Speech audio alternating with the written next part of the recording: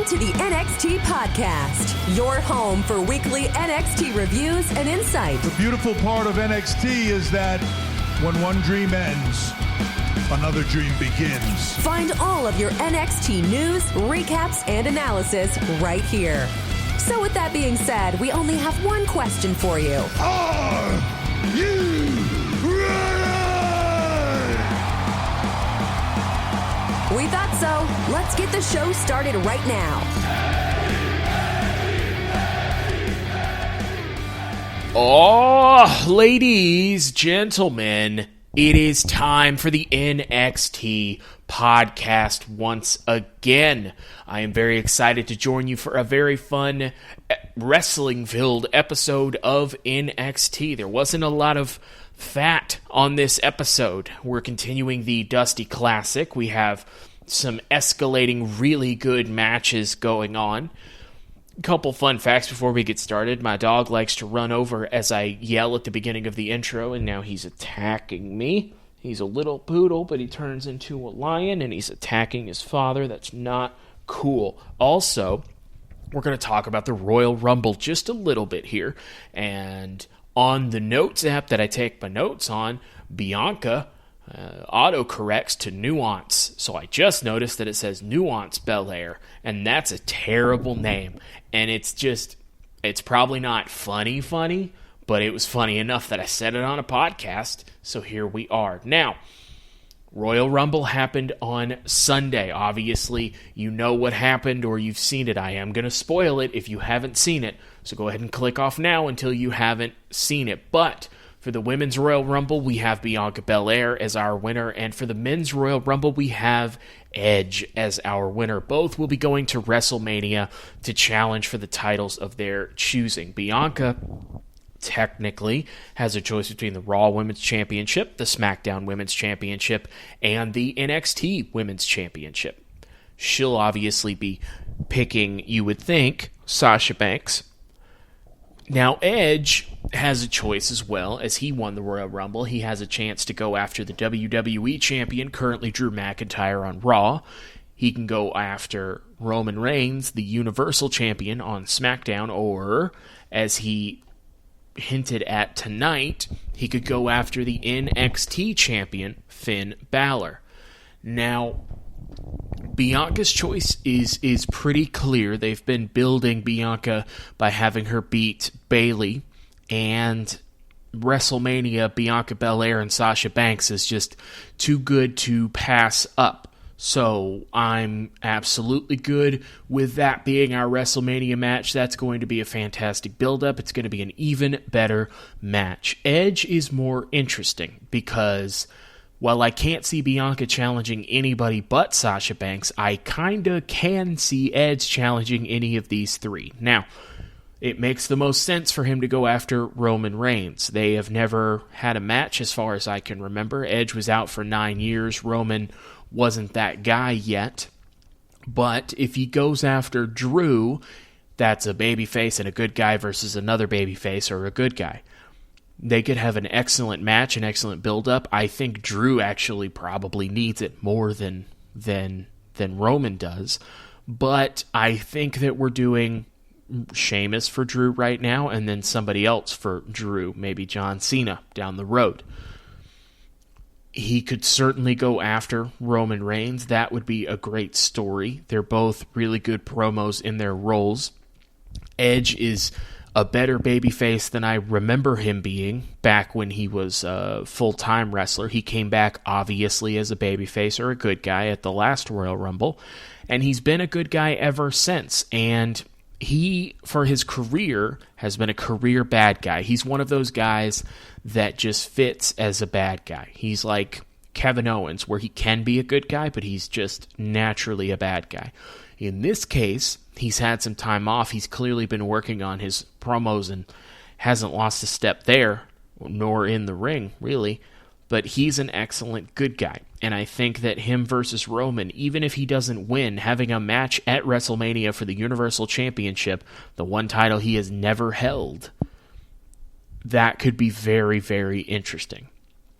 As we said, he also teased tonight that he could go after the NXT title. Now, he's not going to, but that segment tonight was devised to give a little bit of steam to NXT. It builds interest this week because the Royal Rumble winner Edge is going to be on NXT for the first time. It also helps put over Finn Balor, the NXT champion, and Pete Dunne, who's currently, I guess, the number one contender. So it allowed us to kind of have Edge put those guys over. That's what Edge wants to do anyway. And Edge said from the beginning, this run, however long it is, he wants to focus on working with guys, imparting his knowledge, and telling really good stories. And I believed him when he said that he's never held the NXT title, and it's intriguing to him. I really believe that. I do not think that they'll have him go after the NXT title, but boy, that would be fun if he was. I feel like it would be what they wanted to do with Charlotte Flair when she was the women's champion, but it would work because Edge is interested in just making these guys better, and Edge looked pretty cool in NXT.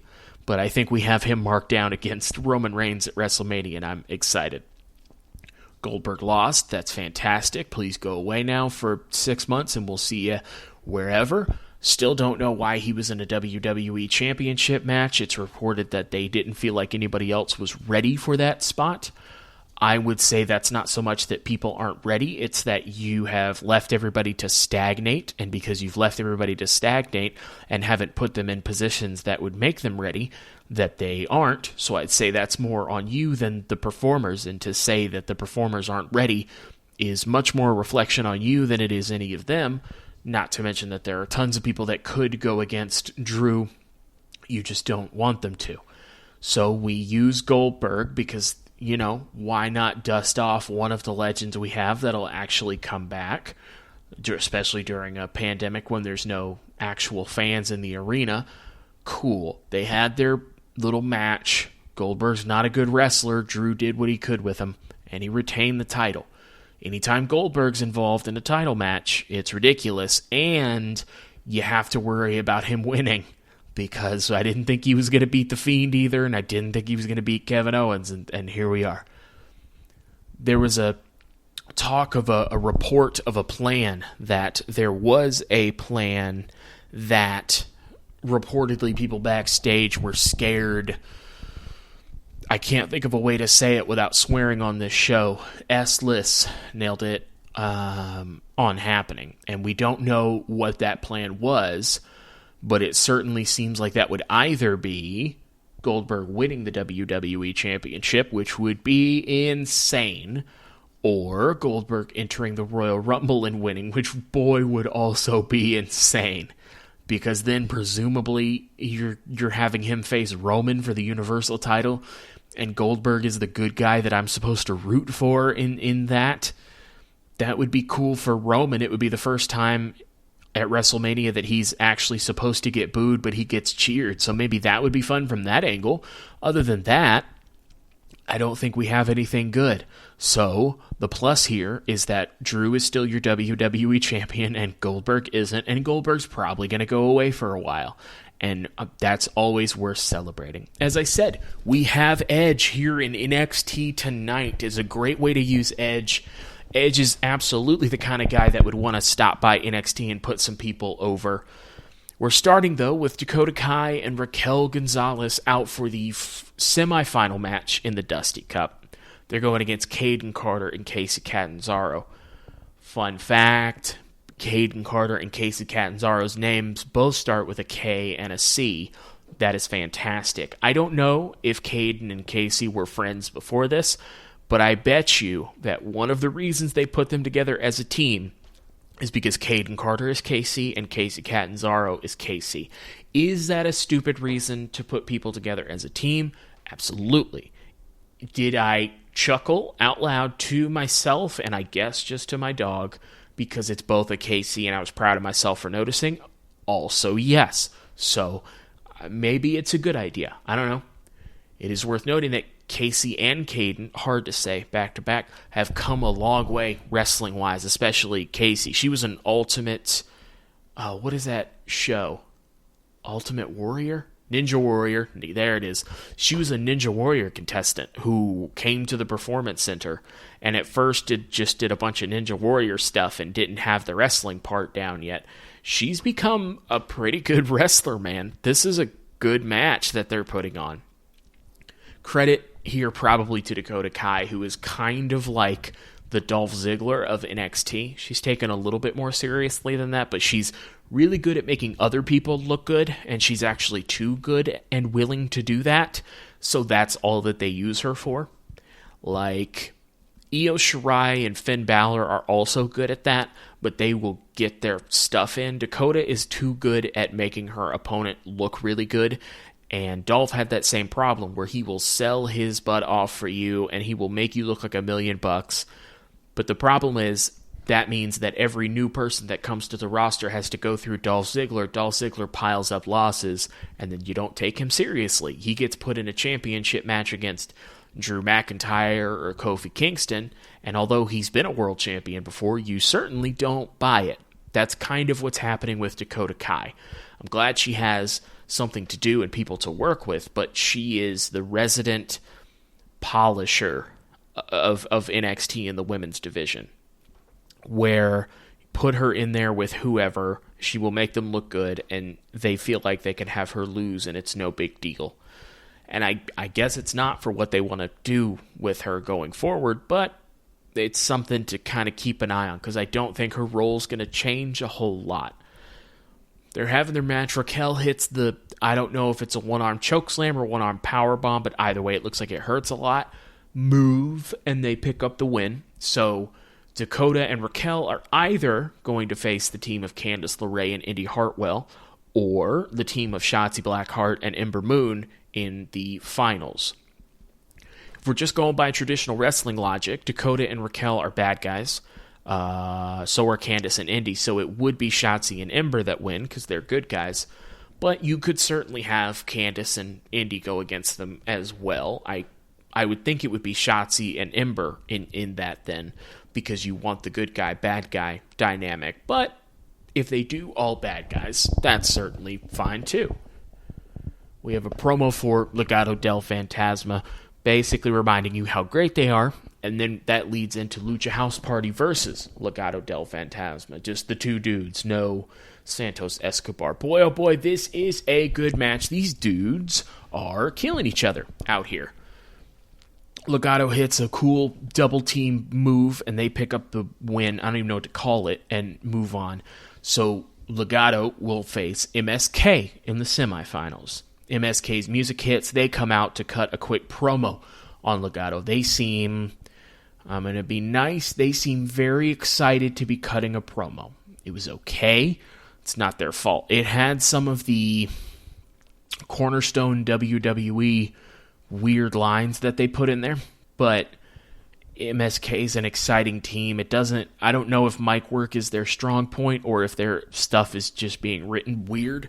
I'm not sure which one it is. I don't know how much scripting there is in NXT versus the main roster, but they're very good in the ring, so that should help. If they want to focus on tag teams going forward, which they haven't much, then MSK is going to be a really good team for that. And again, it's a really good way to debut a team, having them go this far in the tournament. We see that Black SUV and Pete Dunne, Oney Lorcan, and Danny Burch pull up. Also, fun fact, Oney Lorcan autocorrects to Money Lorcan, which is, can't decide if that's a much worse or a much better name. But Pete Dunne, Danny Burch, and Money Lorcan pull up. This group doesn't seem the same at all without Pat McAfee. That's no disrespect to Pete Dunne or Danny Burch or Money Lorcan, but Pat McAfee being the mouthpiece for this group and being the unofficial manager really added something to it, and he was good at getting heat with promos and basically creating a mess that they cleaned up. And without him, it doesn't seem like these dudes should still be a group, because why? But B, it kind of feels not the same. I don't know why Pat McAfee isn't here, but it doesn't feel as special.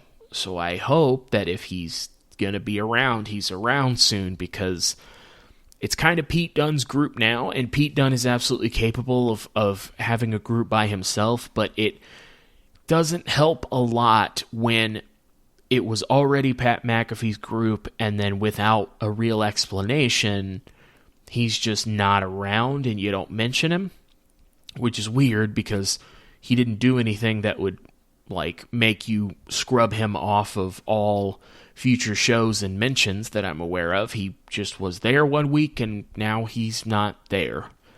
That kind of sucks, especially for these guys. So they walk through the back and they're in the ring. Pete Dunne says that he told Finn to his face that he's not waiting anymore. So he snapped his fingers last week.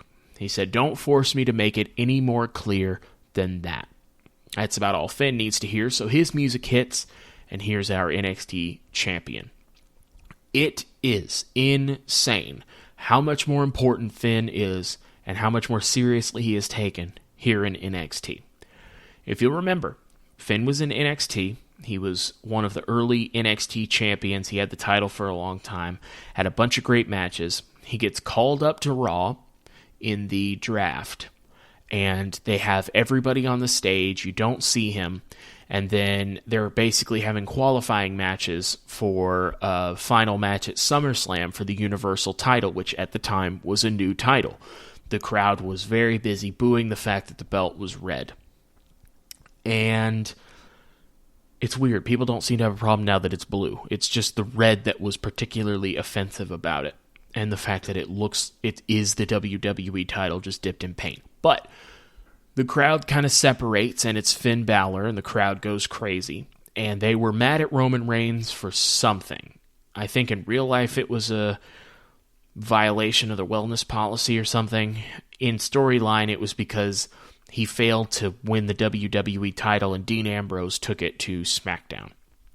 So, because Roman's being punished in real life and in storyline, Finn ends up winning that qualifying match. Seth Rollins, of course, wins the other one.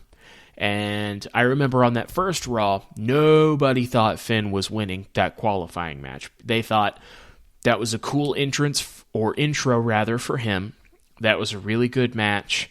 I think it was a fatal four-way. I forget who else was in the match. No, I could be wrong. Could have just been him and Roman. I don't remember, but he was in there with Roman, and everybody thought they'll give him a moment with Roman, but at that time, we were in the middle of Roman being in the middle of everything, and them being kind of tone-deaf to the fact that people were getting sick of it, him being the same character. And everybody thought that he was going to put up a good fight, but he was eventually going to lose and then go on from there. But he ends up winning on that episode of Raw. I forget if that was his birthday. I feel like that was his birthday or something. And he goes on to SummerSlam against Seth Rollins, against their kind of one of their chosen ones. It's Roman and Seth at this time. Now it's much more just Roman. And Seth has kind of shown himself to not necessarily be that guy. But at the time, Seth Rollins was absolutely that guy. And they're having a match at SummerSlam. And if I remember correctly, I think Stephanie McMahon and Mick Foley are at ringside. Mick Foley being the general manager at that point. And they had the Universal title out there. I remember it was funny because the crowd was excited for Finn Balor, Seth Rollins, but they kept showing the Universal title, like this is what they're fighting for, and every time they showed it, the crowd booed. I was so proud of that crowd because they loved the match, but boy, we're going to let you know that belt looks stupid. They have a fantastic match at SummerSlam. At some point during that match, Seth Rollins, I think, goes to do his buckle bomb, except on the outside, like on those aprons, the dividers. And Finn lands weird. When he's falling backwards, he's leading with one arm, and that shoulder gets messed up. So they finish the match. Finn wins the Universal title. So forever, Finn Balor is the first Universal champion. That's a big deal. And his stock has never been higher, at least in WWE. And the next night, he comes out in a sling, and he has to relinquish the Universal title because he got injured on that move during that SummerSlam match with Seth Rollins. And they move on from him. He has his surgery, so on and so forth. Then he comes back, and I don't recall him ever really mentioning the fact that he was the first Universal Champion and that he never actually lost the title. He just had to relinquish it. He just kind of goes on from there, and he meanders around through no fault of his own. And he's in a triple threat match with The Miz and Seth Rollins at WrestleMania for the Intercontinental Championship. Seth Rollins wins that. Finn, the night after on Raw, seems like the least important man in a segment with Jeff Hardy, Seth Rollins, and himself, which should not be the case in 2020, or rather in 2018 or 19 when that happened. And he goes on from there and basically doesn't do a whole lot. He has really good matches because that's what he does, but he's just a smiling baby face. He's just a good guy who's happy to be there. Not him the person, him the character. And he goes to next SummerSlam, and he faces The Fiend. This is The Fiend's first match. It's the first time we saw The Fiend's entrance, and it's the best that they've ever shot a Fiend entrance. It was legitimately like a horror movie. It was one of the coolest things I've ever seen, and if I'm honest, it's probably a lot of the reason that I'm still as big on The Fiend as I am, because I know the potential of it, because I saw it that night at SummerSlam. The crowd was chanting, "Holy," at his entrance. That doesn't happen very often. And he gets beat down by The Fiend. That was the right thing to do for The Fiend debuting, but he takes some time off. I think he goes and gets married, and he does the smartest thing that he's done in quite a while, and presumably wants to go back to NXT. They grant him that request. He comes in. He turns to a bad guy. He has this new edge to him. He's not smiling. He's not happy to be there. He wants to beat people up. Karrion Kross is the NXT champion. He gets hurt winning the title, much the same Finn did. And Finn eventually wins through some convoluted matches the NXT title. And now Finn sits here as your NXT champion, more important than he was on the main roster. Probably more important or taken more seriously even than he was the first time he was in NXT. It's just interesting that WWE had this guy on the main roster for I don't even know how long, and he was just an afterthought. And he comes back to NXT, and he's one of the most important performers. Whether he has the NXT title or not, he's been that guy. It's just interesting to see how he was used on the main roster versus NXT. That's nothing new. That's why we get nervous every time somebody from NXT gets quote-unquote called up to the main roster. Yeah, you make more money, but you also will pay for it at some point down the line. So, Finn is here. He said, "Pete, you say you're done waiting. It looks like you're still hiding behind those two clowns," talking about Danny Burch and Money Lorcan. Pete says he doesn't hide from anyone. Pete done calls off Lorcan and Burch. Finn gets in the ring. Pete says, "You better hold on tight to that title, because the first chance I get, it's mine." Finn says, "Well, you got your chance. Take over Vengeance Day. Pete versus Finn for the NXT title. Finally, we're doing it. This is great." Absolutely. And then this isn't good enough yet because Edge's friggin' music hits, and it's even better, and Edge looks so cool in NXT. Pete and Finn are doing a really good job of keeping a straight face. There's no way I'd be able to. I'd be too excited. They're doing a good job, but they were excited. I would have been totally unprofessional here. And boy, this is one of the moments more than anyone else that I wish there were a real crowd here, because a genuine NXT crowd with Edge there would have been losing their minds. The people on video screens were losing their minds, and it was louder than it's been in a while, but it still doesn't sound like a crowd. It's one of the few moments that stand above all else that I wish that there were a crowd there. Edge looks around, he says, "This feels good." He said, "A lot of time WWE puts the focus on the E, which is entertainment." He said, "But here in NXT, that focus is on that second W, which is wrestling. If you're curious, the first W is for world." For years, I watched this show like a fan. He says, I always saw passion, hunger, I saw fire in eyes. He said, what most people don't know is that this place helped me find my passion. He says, helped me find the passion to get my career back after 9 years, and I used that same passion to win the Royal Rumble this past Sunday. And by winning that Royal Rumble, I can challenge any champion in this company. He looks at the NXT title as he says that.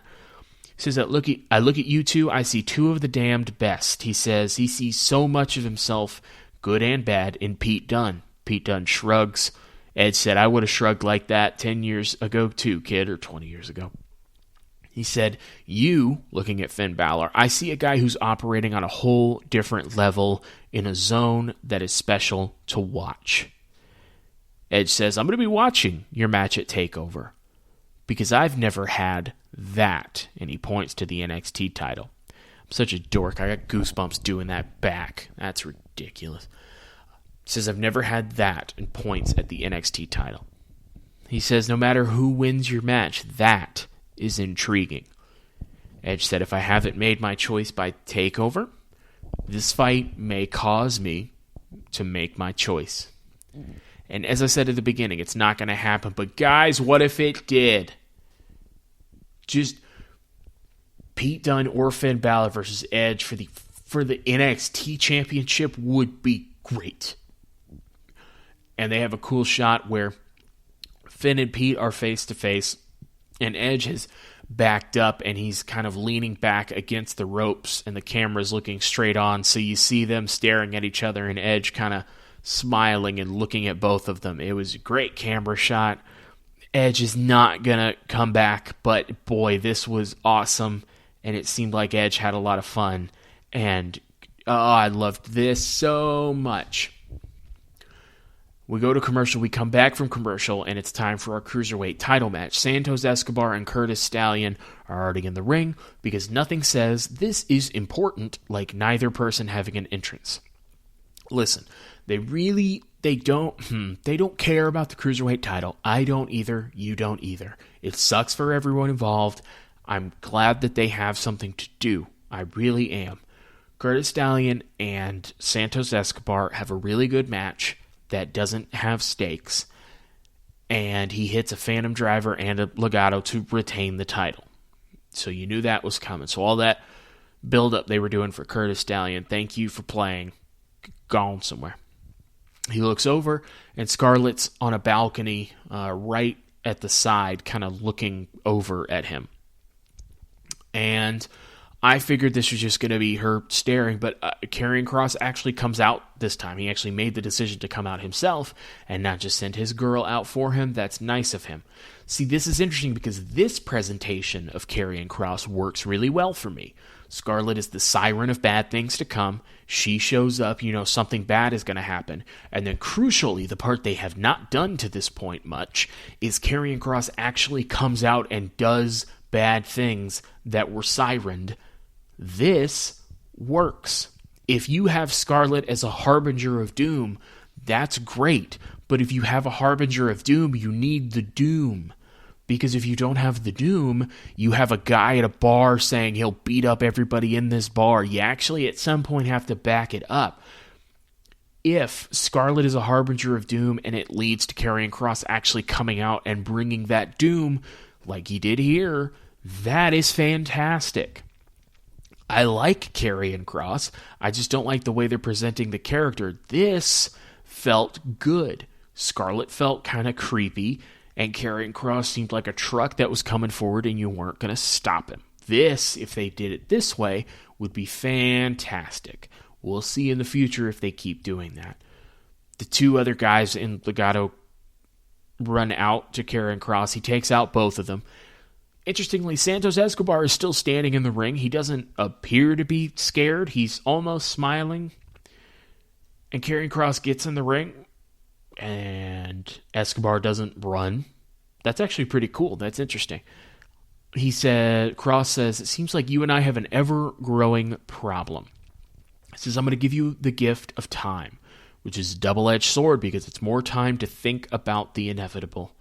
And he tells him to run along. This was a very cool detail that Santos Escobar, after he finishes talking, is very clearly pissed off about what he just said and telling him to run along like a child. He's clearly very, very mad, and for a split second, you can see on his face that he's about to say F it and just, you're not going to speak to me as a man that way.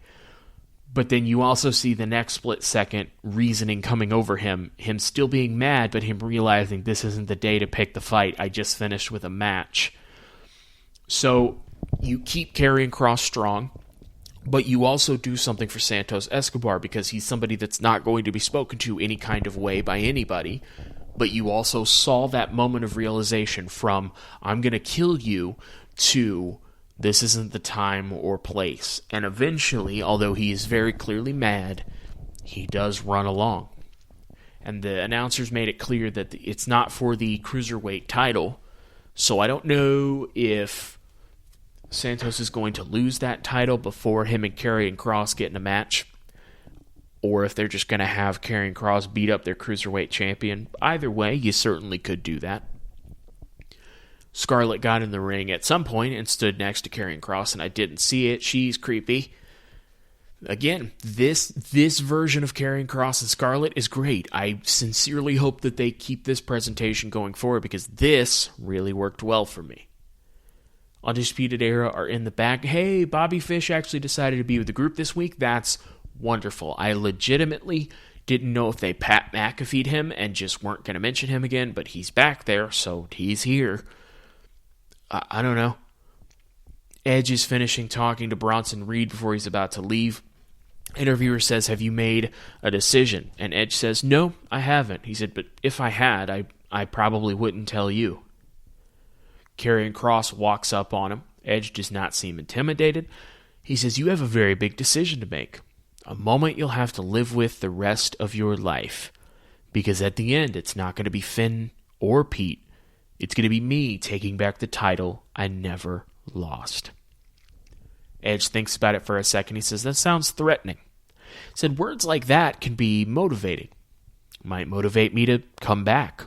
I don't know if that would be good for you. And he walks away. It's interesting that, Karrion Kross is a monster, but there's also respect there. And, you're not going to have Edge start an angle with somebody he's not going to have a match with, but it was a really cool moment of Karrion Kross being like, I'm the big guy here, and Edge basically punking him. I actually like it. I don't think it takes away from anybody. I think that's part of the reason Edge is here. He probably was more than happy to do that. That was just a really cool, Karrion Kross is this big monster, and Edge is like, I have faced The Undertaker at WrestleMania. I think he has. I have definitely faced The Undertaker. You are not going to intimidate me in a parking lot. I liked that a lot. That was a cool moment. Edge had nothing but cool moments on this show. I hope we see him around at some other point. I don't think he's going to take a challenge even for the NXT title, but I do hope we see him maybe once or twice more in NXT. I feel like there's a lot of cool moments he can have. So we have, as our main event, Adam Cole and Roderick Strong versus Timothy Thatcher and Tommaso Ciampa in the quarterfinal of the Dusty Classic. Strong, at the end of this match, takes out Thatcher on the outside. Adam Cole's already been taken out. Then Strong goes to get back in the ring. He's coming through the ropes, and he gets DDT'd through the ropes by Tommaso Ciampa. And Ciampa and Thatcher pick up the win. This was a war. Loved it. All four of these dudes are great singles wrestlers. You put them in a tag team match, and they basically have two singles matches. And it was great, and the right team won. It was a war. Loved it. They did a good job this week of building the tag team matches. Nothing as crazy happened from a physicality standpoint in either of the opening matches that would take away from this match. And this match wasn't as high-flying as, Legado and Lucha House Party, so all of them were unique. That's cool. They haven't done that all the time, but this one was built really well. This definitely should have been your main event. And so Ciampa and Thatcher are going to be facing the grizzled young veterans in the semifinals. So I think we're about to have an exit by the grizzled young veterans. So that is the end of our show. I thought it was a really fun episode of NXT. These are my favorites, where you have a lot of good wrestling and you have some cool moments mixed in. I feel like Edge really brought a lot to the show.